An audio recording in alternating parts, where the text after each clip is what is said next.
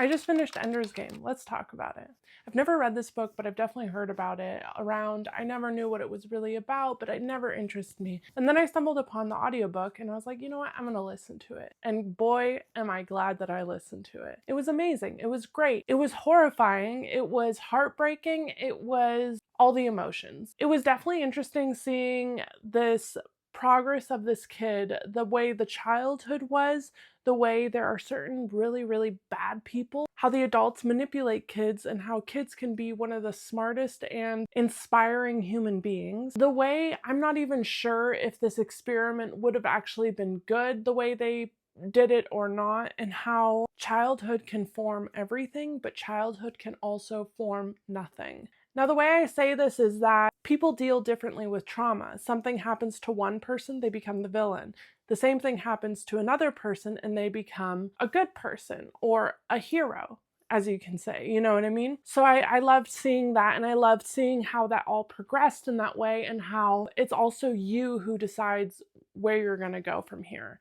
Are you going to take this trauma and make it your personality, or are you going to take this trauma and learn from life?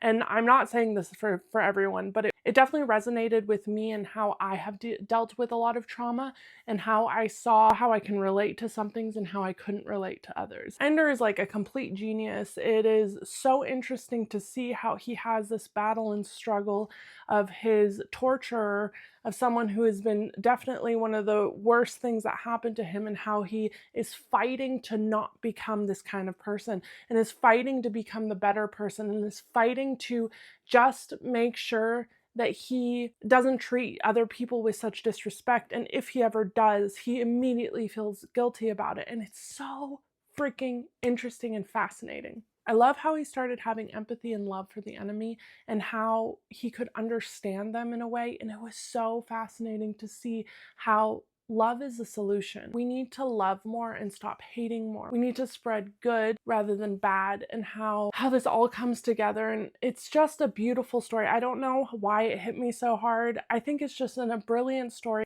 I would definitely recommend it. I really loved it. And I also am reading Ender Shadow now, and this is also a fascinating story. Much more heartbreaking, I will say, much more deep, and oh my gosh, I cried on the first chapter. Anyways, so I would definitely suggest reading it even if you're an adult. I would suggest your kids read it, but also, like, damn, I don't know. Kids are resilient, so I think it'll be fine.